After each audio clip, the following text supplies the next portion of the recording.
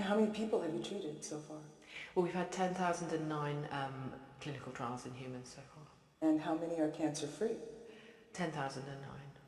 So you have actually cured cancer? Yes, yes. Yes, we have.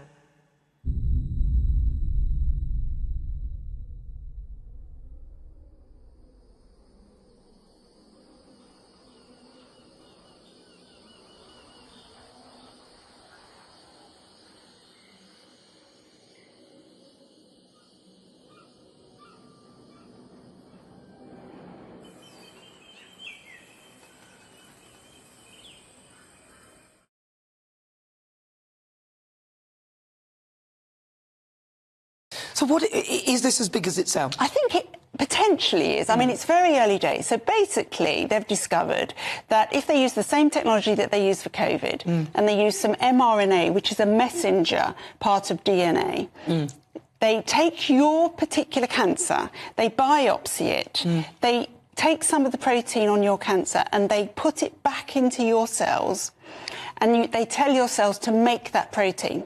The idea is that your body then makes antibodies against it. It gets the memory cells, the T cells, the ones we heard about lots in COVID.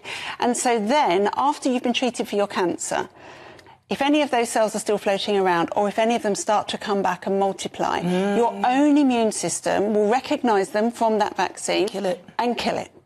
Now, melanoma is a hideous cancer, and if you get recurrence from any cancer, really, but especially from melanoma, you're going to die. You know, it's going to kill you. It's not nice. So to have something that might stop that happening, I think is game-changing. I think it will change the way that we develop many, many cancer treatments. It's very early days. We're years away from seeing this in practice. They've not even recruited patients yet onto the trial. But in mice, it stopped the cancer recurring in 50% of cases. Now, 50% is better than 0% or 1%. So, I think that's really, really encouraging. I think there are a couple of things that we're going to need to know as time goes forward.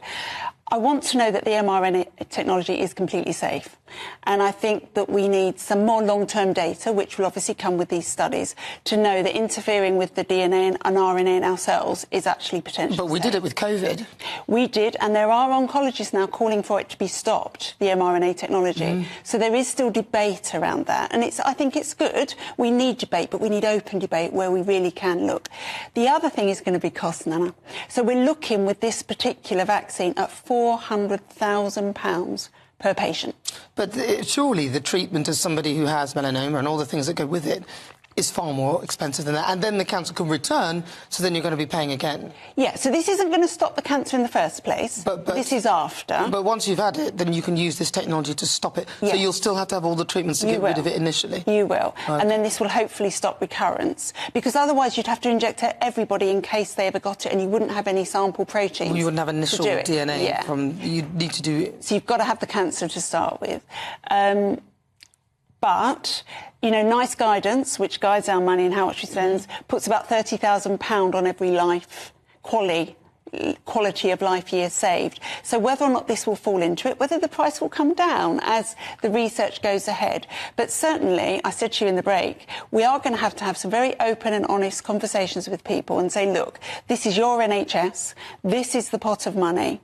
Do you want to do this or do you want to do that?